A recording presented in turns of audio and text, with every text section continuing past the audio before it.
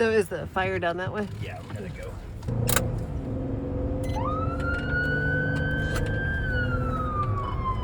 9912's route to the house fire. Incident assigned. It's a working fire. You can see the smoke plume. Oh, yes. There's our ambulance. I don't know about you, but I don't think this is a bad job for an NP or a PA. Wow, I had so much fun doing that ride along. I've never gotten to travel in an emergency response vehicle speeding down the highway with sirens blaring and responding to a house fire. But those are the kind of things that you get to do if you are a PA or an NP working in EMS. It's a new and emerging specialty, and I'm going to interview Chivas Guillote, an NP who has been working in EMS for a long time. He's going to tell us all about what the position requires, all the way from responding to 911 calls, working with vulnerable patients in the community, to handling the administrative side of EMS and helping to improve the EMS system. And then stay tuned with the very end. He's going to talk about some of the training that his company offers and how you can get a difficult airway course and ATLS training as a PA or an NP. Before we dive into the video though, I just want to ask a personal plea. My name is Michelle Cameron and this is my YouTube channel. It's called The Medicine Couch. I started this channel to show people what it's really like to work in the various specialties and to highlight cool and unusual jobs that PAs and NPs can do. If that's content that you enjoy and if you think I do a good job, please hit that subscribe button. It really does help the channel grow, especially when it's new. It doesn't cost you a dime and it's so easy. So please hit that subscribe button. I really appreciate it. All right, so now back to the video and the interview with Chivas to learn all about working in EMS. Tell us a little bit about what your position is here. So I'm the Vice President of Clinical Services here at Harris County Emergency Corps, and I'm also a nurse practitioner. Harris County Emergency Corps is an ambulance program that services 911 contracts, particularly one 911 contract in North Houston. So HCEC is a private, not-for-profit EMS program, and we serve about 450,000 patients with about 14 ambulances at any given point throughout the day, and our teams are led by paramedics on the ambulance. And then as needed, there's a couple of us, Dr. Decker, our medical director is one, and myself as another, that also help to augment the delivery of care out in the field. What is the purpose of having an advanced practice provider or a doctor out in the field? The care that we're delivering in the field is getting more complex, and the things that we're asking paramedics to do on a routine basis begins to really challenge their education. So it's really, really nice to be able to have advanced practice providers or physicians in our EMS system that can serve as resources for the field staff while they're taking care of patients, either through our contact with them directly on scene or through medical consultation that we do with them over the phone. If they're taking care of a complex patient and there's an opportunity to make a left turn or a right turn, but they're not exactly sure what direction to go, they're provided a resource that they can run that by. Just like if I was in the emergency department and I had a complex neuro patient and I wanted to talk to on-call neurology, I have a resource I can call and talk to. Similarly, our field staff at any given time, 24 hours a day, 7 days a week, can ring a medical consult team, and we have those conversations with the field staff member to say, hey, here's what I'd consider, here's what you may not be thinking about, here's what I would recommend for interventions, and we'll walk through those decisions together. The other part of that is helping to navigate the patient to the right level of care. And so in some cases, we have patients that might be able to have their disposition done on the scene and prevent them from having to unnecessarily go to the emergency department. And so either through a phone conversation with the field provider or through direct care, one of our team members can help to make that assessment and help to drive that navigation decision. There's been interest in this, is putting APPs or doctors actually out in the field to try to stem the tide of all the patients going to the ER that don't need to go to the ER. Do you see that as something that's growing and will continue to grow in the United States? I do. You know, particularly during things like the COVID pandemic, we really ramped up our, what we call our alternative disposition pathway, which gives us the ability to really take a look at a patient that had signs and symptoms that could be a viral illness such as COVID, and to look at their risk factors and their age and their presenting symptoms and their physical exam and determine whether or not an emergency department was the right place for them. So that really does help to drive down some of the unnecessary transports, especially during the pandemic that every ER is overrun. Are NPs and PAs actually ever going out into the field and seeing patients themselves and taking on some of the calls that the paramedics would? Yes. So in our system, we rarely are a substitute for an ambulance unless I arrive on the scene and determine an ambulance really isn't needed at all, and then I can disregard an ambulance and put that resource back into circulation. But more often than not, we're acting as a second responder. So we usually will go to a scene of where the ambulance crew is already establishing care, and then we'll help support that crew member on the scene. That could be on a very critically ill patient that requires urgent resuscitation, and we're helping put in lines, we're helping intubate patients, or we're helping to kind of orchestrate the resuscitation. Or it could be a very, very stable patient that needs healthcare navigation. In some parts of the country, for example, in the city of Los Angeles, they have an ambulance program that is staffed by an advanced practice provider and then another firefighter medic, and they are sent on low acuity calls to take care of patients that would otherwise need the emergency department if they didn't have skills for simple suturing or quick, easy dispositions to make that the paramedics aren't authorized to make. And they really help to drive down the number of unnecessary transports to the hospital. So if you look at our friends in Austin, Travis County, Travis Baker is a physician assistant that works as a pre-hospital provider that in the city of Austin they call paramedic practitioner. And so Travis goes and sees patients in their home. He sees about 80% lower acuity patients, but has about 20% high acuity patients that he sees as well, and helps to decompress the volume in the Austin EMS system. So there are some county and city-based models out there in the country that are looking at how they utilize advanced practice providers and are hiring for them today. And are there other NPs or PAs working for you? Or are you the only one? So today I'm the only one, but we actually have our community health paramedic who works essentially as a healthcare navigator that is a BSN to DMP student at the University of Texas. Corey's role is much more hands-on delivery of care. My name is Corey Naranjo, and I'm the community health paramedic at Harris County Emergency Corps. As a community paramedic, my role is to identify and help folks in the community who don't have the resources they need outside of a hospital environment, like a person who frequently calls 911 or goes to the emergency department.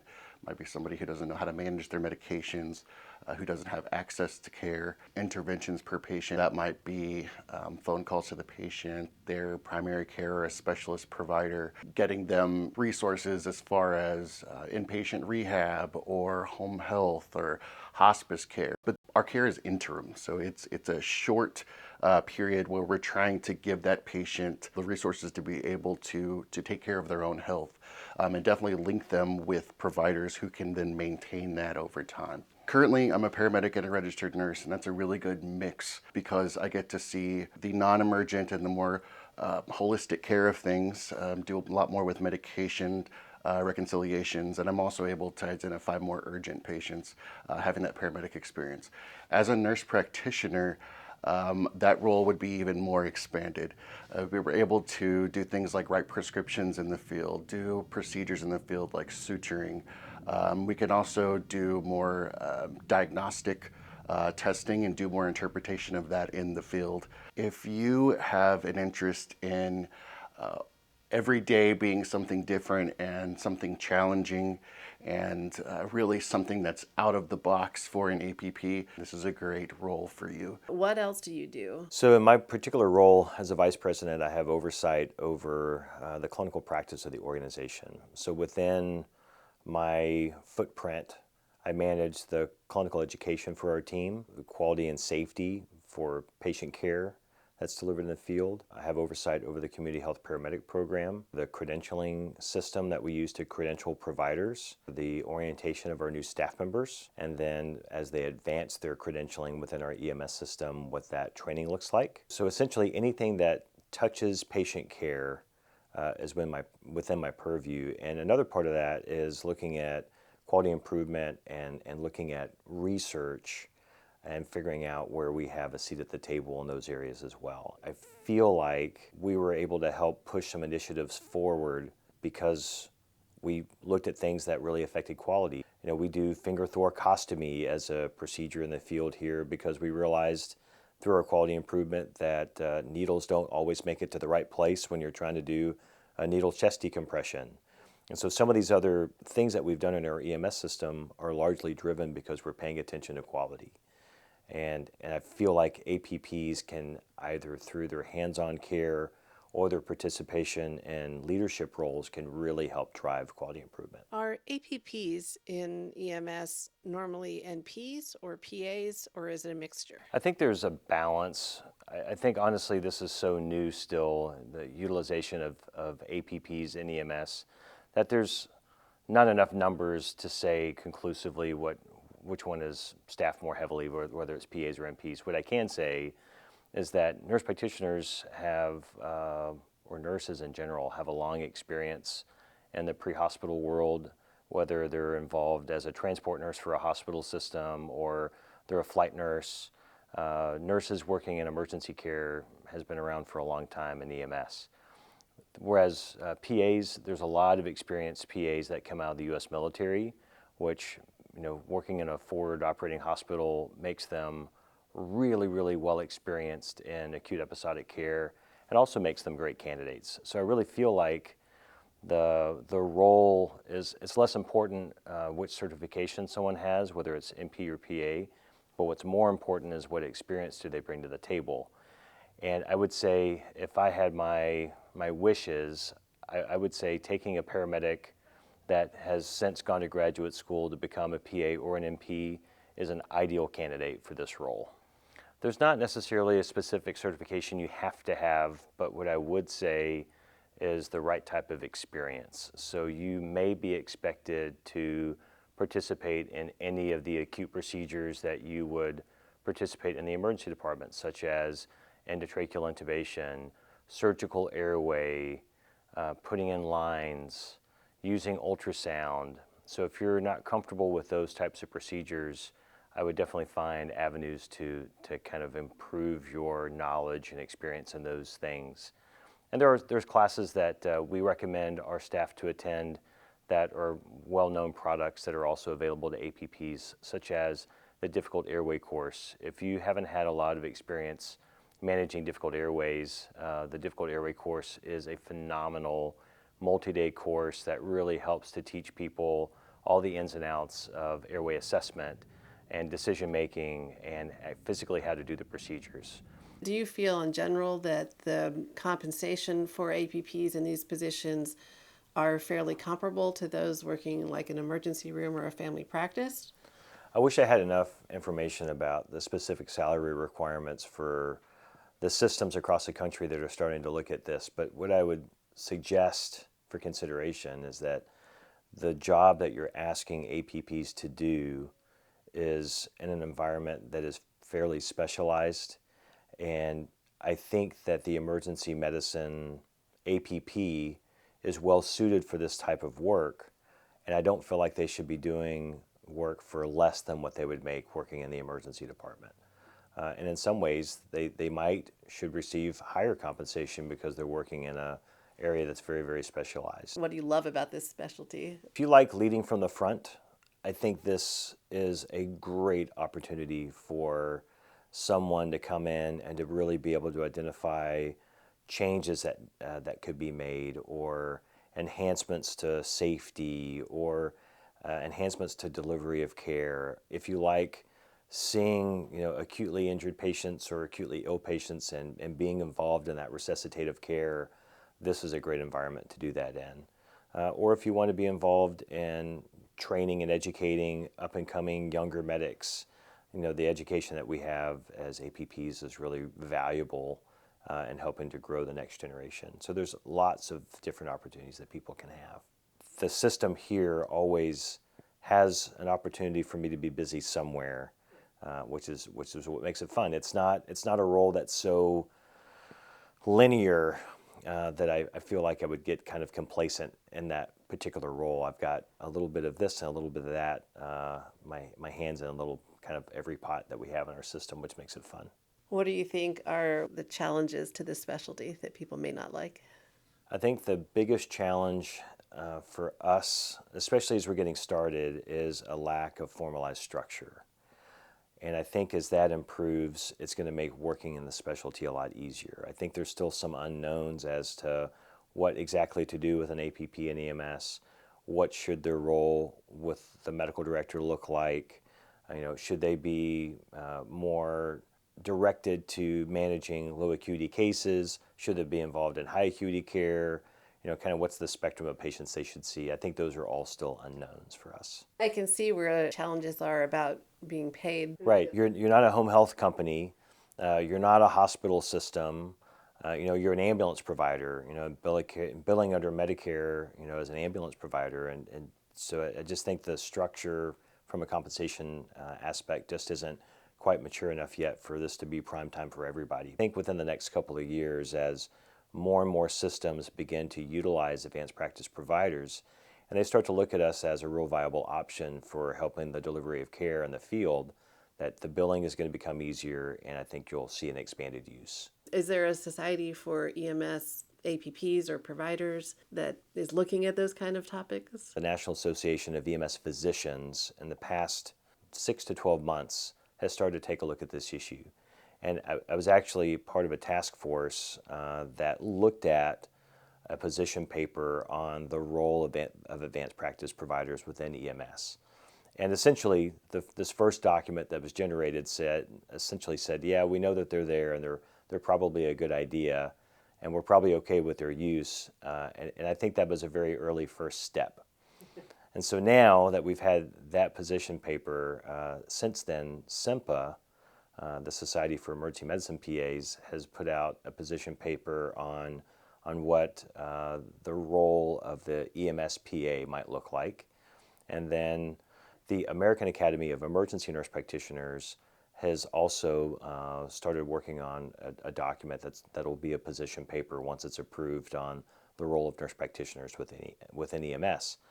And so now it's really kind of starting to set the stage for what does the education need to look like for advanced practice providers in EMS? Is there a board certification pathway that's in the future? And how do you differentiate one advanced practice provider from another in terms of their foundational education and their readiness to be an APP with an EMS? Because this environment is very, very different than what people were trained for classically when they learned to be a primary care provider as an APP. So for those APPs who have been trained in and have worked in emergency medicine, is their training sufficient for this, or do you think that there is other training that needs to happen because it's such a different environment? I wish I could say that working in the ER adequately prepared you for EMS, but I don't really feel that that's the case. I feel like working in the ER helps you understand the clinical care or the assessment needs and maybe the disposition priorities, but I don't think it prepares you for being a hands-on participant in this crazy uncontrolled environment that is EMS. I think that a program that involves rotations in EMS should be an essential part of creating a provider that works in EMS. I wouldn't expect to work in pediatrics had I not done a rotation in pediatrics. And I think the same is true for this environment. There are enough variables that we can't control for that I don't think the specialty just completely translates. Have you ever heard of any rotation opportunities at this point, or do they exist? I personally haven't heard of a lot of opportunities for APPs to do a pre-hospital rotation. In my nurse practitioner program at UT Houston, there was a large component of our program that was pre-hospital focused, and we did some lab scenarios, large mass casualty disaster type scenarios that evolved around pre-hospital care, but the vast majority of students wouldn't have had an opportunity to do a pre-hospital rotation to this point, but I hope they're coming. I feel like there is a roadmap that we can follow, borrowing from our emergency medicine colleagues that have done EMS fellowships. And I think it would be super easy to take the EMS fellowship design that ACEP put out and to take a look at it and see what translates to APPs and what shouldn't translate to APPs, and to use that as a document to help kind of guide a training program. But I really feel like APPs are in a great position to help support the role of the medical director. Do you feel like that most states have APPs to some extent working in EMS? I don't have any hard, fast numbers, but what I can tell you is I'm learning every day more and more programs that are starting to look at this model and are starting to use APPs. And I really feel like in 5 to 10 years, this is going to be an entirely different conversation. I just feel like we're getting started, and in the future, I think it's a bright future for us. Is there any kind of particular central area where these jobs are normally posted? I was looking online at a job posting earlier, and I found it on Indeed. I don't think there's a site like that today outside of the regular job boards, or a lot of them, honestly, are through word of mouth. Are there conferences where people could go to network, to meet people? Yeah, it's a great question. I think one really important group to begin to integrate with is the National Association of EMS Physicians. I think that conference is going to offer a lot of opportunities for APPs to network with other physicians and also with each other. And it's going to really help move forward the agenda of utilizing APPs in EMS. So somebody who is just starting their journey to become an NP or a PA, what would be some advice you would give them on how to make themselves a good candidate to do this eventually? Well, one thing I'd say is I know a lot of paramedics that went to PA or nurse practitioner school because they had kind of hit a career ceiling in their role in EMS. And those candidates that are now NPs or PAs are solid for this kind of role because they already understand EMS. For someone that's coming in as a traditional student that doesn't have a background in EMS, I would certainly suggest that they start to establish relationships with local EMS medical directors, and to even consider whether or not they would go through a semester-long EMT class. Would there be any value for them to challenge a paramedic test? You know, I think if we as a emerging specialty want to really have buy-in from the EMS community, I think it really helps when they understand that we know the language, and that we can be good partners on the team. So they offer associate degrees, they offer baccalaureate degrees in EMS, and I would strongly consider working up to the paramedic level and then coming in already as a paramedic. A paramedic with a background as a PA or an NP is a really, really, really great way to get set up for a nice future in EMS. So Harris County Emergency Corps offers a lot of EMS training, and we offer a lot of card certification for healthcare practitioners that need to renew their American Heart Association, ATLS PALS, CPR cards. We also are a site that we host an organization that brings in ATLS courses here, and we open that course up for advanced practice providers to attend as well. I loved learning about this particular specialty. Thank you so much to Chivas and Corey and HCEC. If you like the video, hit the thumbs up. Don't forget to subscribe, and let me know in the comment section what you liked about this, what you didn't like, and things that you'd like to see more of. That's it for now. Take care, and I'll see you next time on the Medicine Couch. Bye.